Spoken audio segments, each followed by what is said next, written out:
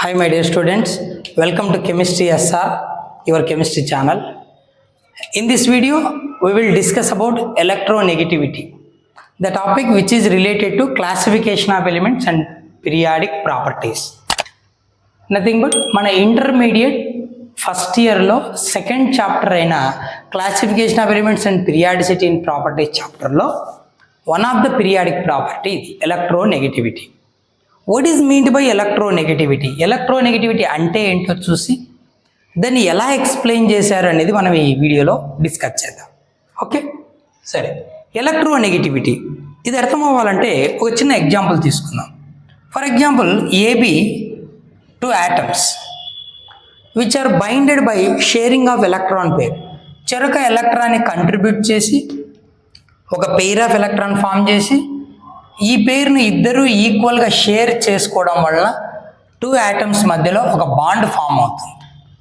Nothing but A covalent bond అంట.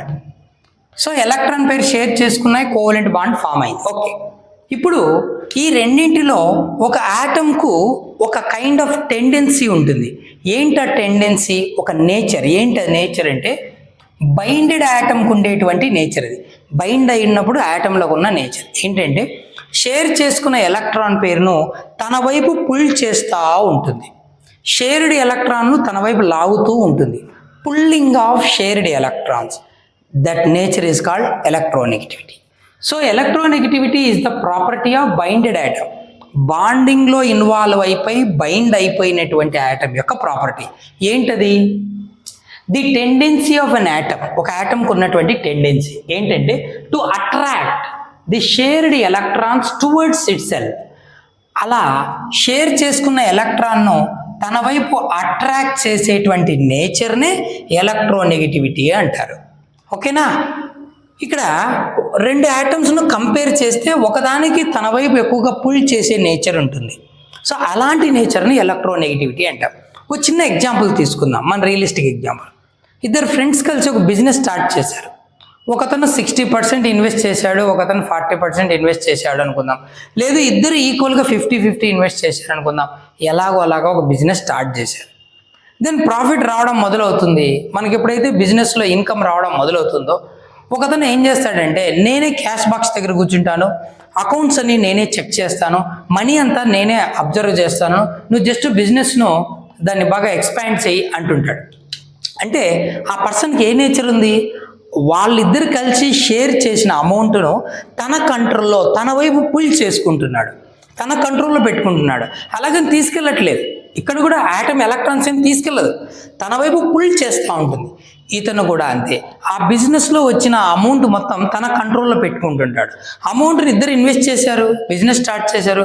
But ఒకతను మాత్రం క్యాష్ బాక్స్ దగ్గర కూర్చోవడం, అకౌంట్స్ అంతా చూసుకోవడం, ఆ ప్రాఫిట్ ఎంత, లాస్ ఎంత అన్నీ తన కంట్రోల్లో పెట్టుకుంటున్నాడు. Calculations, amount, everything. అదే ఎలక్ట్రోనెగటివిటీ అంటే.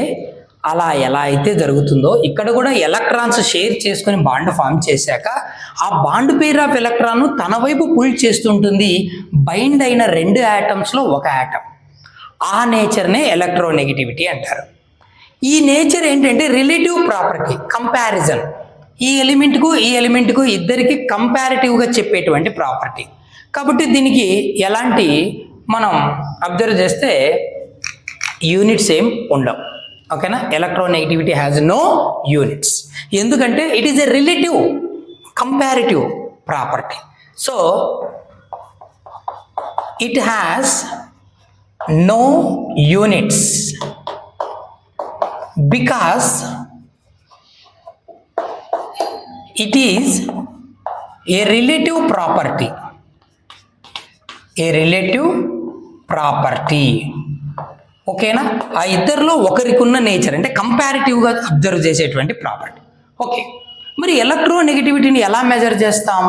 ఇద్దరు సైంటిస్టులు 2 డిఫరెంట్ స్కేల్స్ని మనకు ఇంట్రడ్యూస్ చేశారు.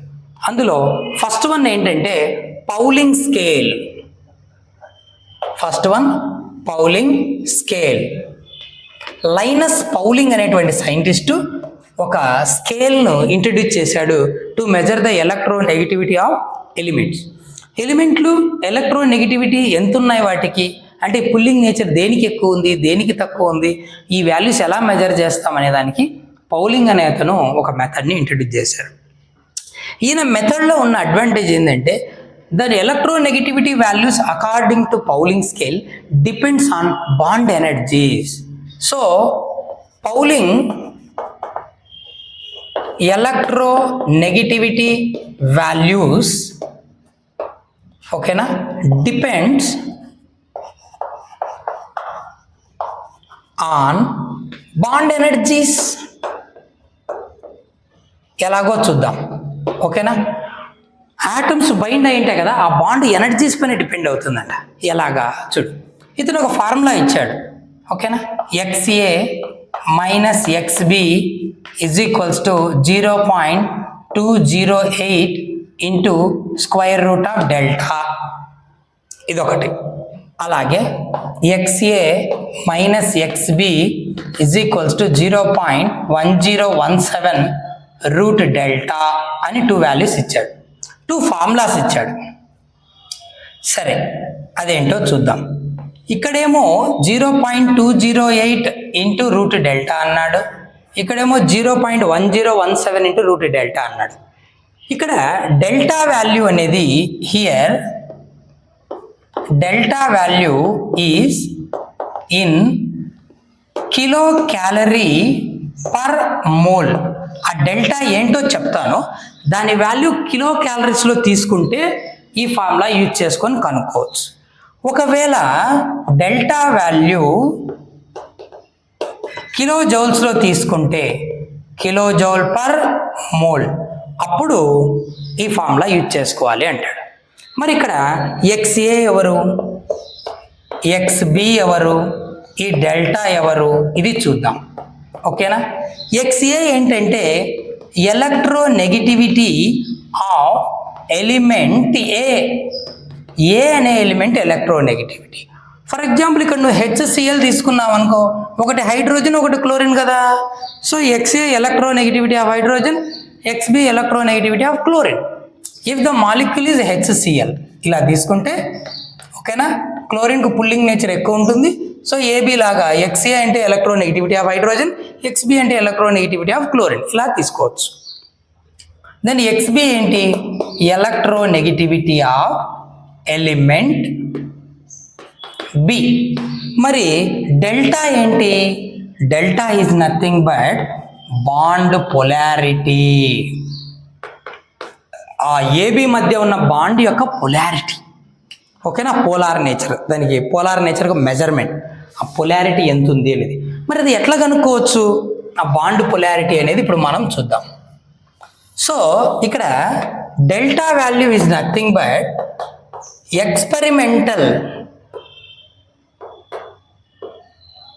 ఎక్స్పెరిమెంటల్ బాండ్ ఎనర్జీ మైనస్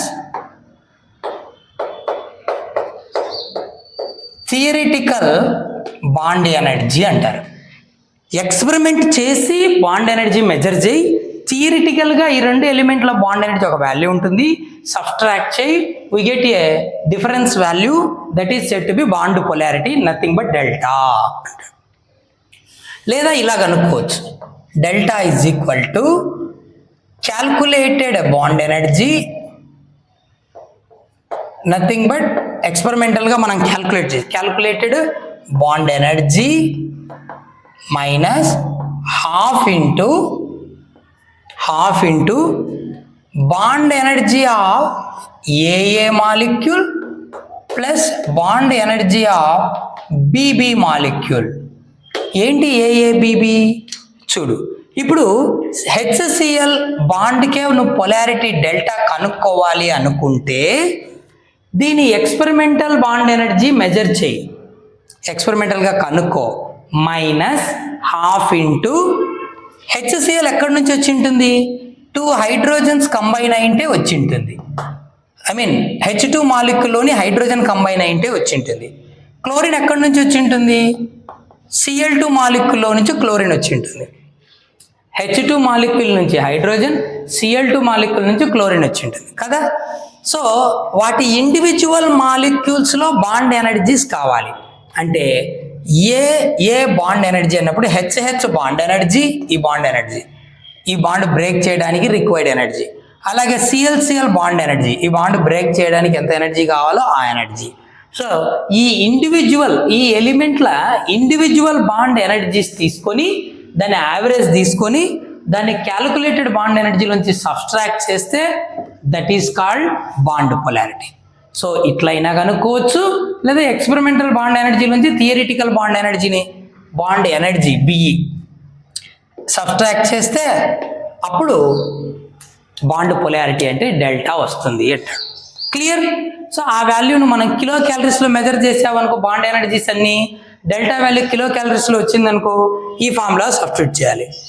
మరి కిలో జౌల్స్లో బాండ్ ఎనర్జీస్ తీసుకున్నాం అనుకో, వీటి ఇండివిజువల్ బాండ్ ఎనర్జీస్ యావరేజ్ తీసుకొని క్యాలిక్యులేటెడ్ బాండ్ ఎనర్జీ నుంచి తీసేస్తే అప్పుడు డెల్టా కిలో జౌల్స్లో వస్తుంది కదా, అప్పుడు ఈ ఫార్ములాలో సబ్స్టిట్యూట్ చేయాలి డెల్టాని.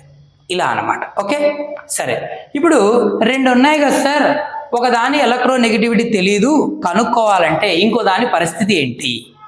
సరే, ఎట్లా కనుక్కుంటాం? ఒకవేళ మనకు రెండు ఎలిమెంట్స్ తెలియకపోతే అలాంటప్పుడు ఒక స్టాండర్డ్ మనకు ఉండాలి. ఒక ఎలిమెంట్ ఏదో ఒకటి నోన్ ఎలక్ట్రోనెగటివిటీ ఉండాలి, అంటే ఎలక్ట్రోనెగటివిటీ తెలిసిన ఎలిమెంట్ ఒకటి ఉండాలి. అందుకోసమే పౌలింగ్ ఏం చేశాడంటే, here nothing but in this scale hydrogen is taken as reference element,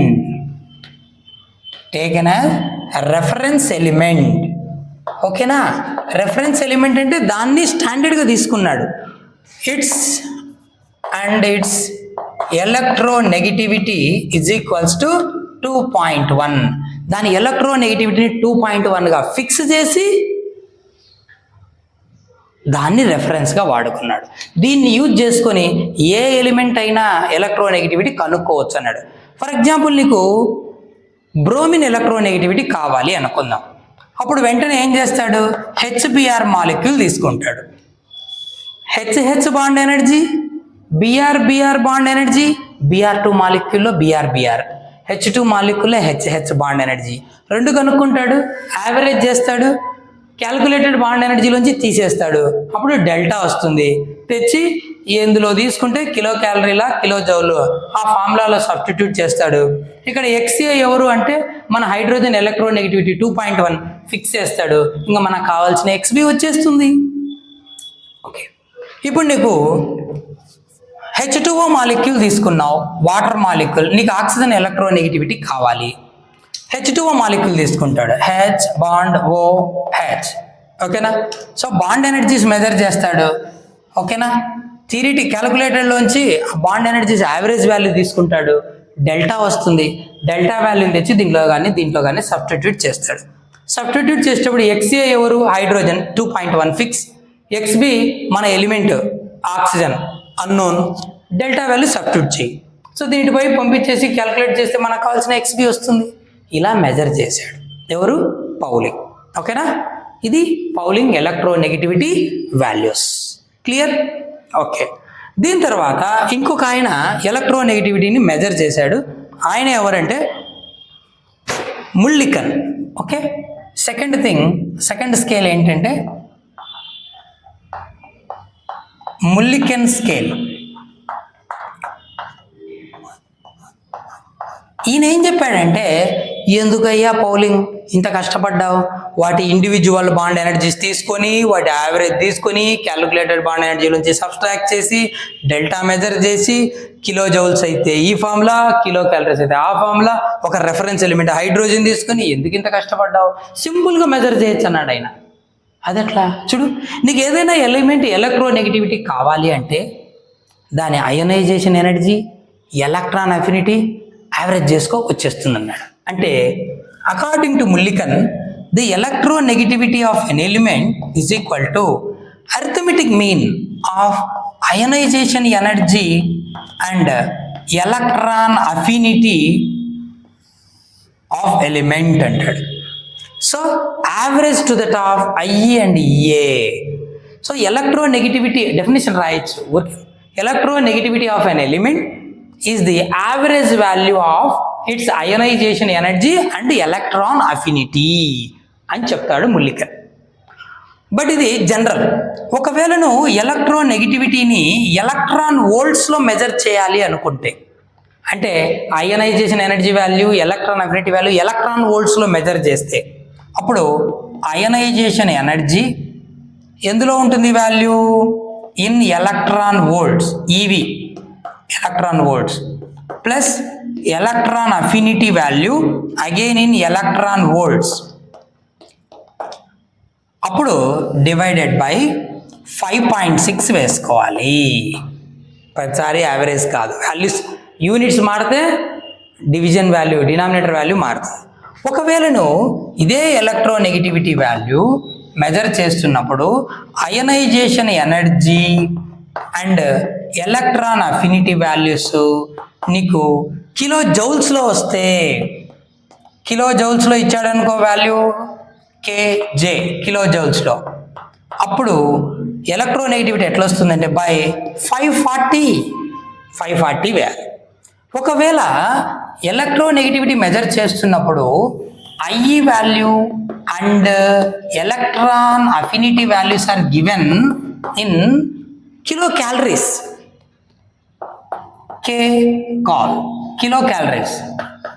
kilo క్యాలరీస్లో ఇస్తే అప్పుడు డివైడ్ బై 129 వేసుకోవాలి. ఇలా ఎలక్ట్రోనెగటివిటీని సింపుల్గా మెజర్ చేయొచ్చు according to Mulliken. So electronegativity of an element is an average value to that of its ionization energy and electron affinity అని చెప్పాడు ఈయన. సో ఇది ఈయన చెప్పినటువంటి formula. But units of IE and EA change అవుతున్నప్పుడు denominator value మారుతుంది. ఇలా measure చేయొచ్చు. ఓకేనా? బట్ ముల్లికన్ స్కేల్లో నువ్వు మెజర్ చేసిన ఎలక్ట్రోనెగటివిటీ వాల్యూ పౌలింగ్ స్కేల్లో మెజర్ చేసిన ఎలక్ట్రోనెగటివిటీ వాల్యూస్ కంటే 2.8 టైమ్స్ గ్రేటర్గా ఉండడం గమనించారు. ఓకేనా? సరే, వన్ మోర్ థింగ్, ఈ ముల్లికన్ స్కేలు ఎవరికి అప్లై అవుతుంది అంటే this is only for monovalent elements లేదా మోనోవలెంట్ ఆటమ్స్. అంటే సింగిల్ బాండ్ ఫామ్ చేసే నేచర్ ఉన్నటువంటి ఆటమ్స్కు మాత్రమే ముల్లికన్ స్కేల్ అప్లై అవుతుంది. Hydrogen single bond, fluorine, chlorine, bromine, iodine, first A group element, sodium, potassium, rubidium, caesium, lithium, ఇలా monovalent valency 1 అంటే ఒకే ఒక బాండ్ ఫామ్ చేయగలిగిన ఎలిమెంట్స్కి మాత్రమే ముల్లికన్ స్కేల్ అప్లై అవుతుంది. ఈ ఫార్ములాస్ యూజ్ చేసి కనుక్కోవచ్చు. బట్ నాట్ బైవలెంట్, ట్రైవలెంట్, టెట్రావలెంట్, అంటే పాలీవలెంట్ ఆటమ్కు అప్లై కాదు. అంటే 2 బాండ్స్ ఫామ్ చేసేది ఎలిమెంట్కు, 3 బాండ్స్, ట్రిపుల్ బాండ్ ఫామ్ చేసే వాటికి ఈ ముల్లికన్ స్కేల్ అప్లై కాదు అంటాడు. కాబట్టి it loses it's identity when compare to పౌలింగ్ scale అని చెప్పొచ్చు. పౌలింగ్తో కంపేర్ చేసినప్పుడు దీన్ని పక్కన పెట్టారని చెప్పొచ్చు. సరే, one more thing, according to Mulliken scale the electronegativity values are 2.8 times greater than Pauling values అన్నాం కదా, అది చూద్దాం. ఓకే,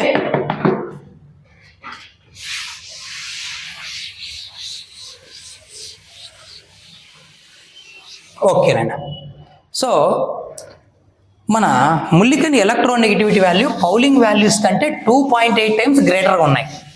అది ఎలాగా అనేది చూద్దాం. ఇంకా కొంత ఇన్ఫర్మేషన్ చూడు. Electronegativity of పౌలింగ్ scale is equals to 2.8 into electronegativity of Mulliken scale.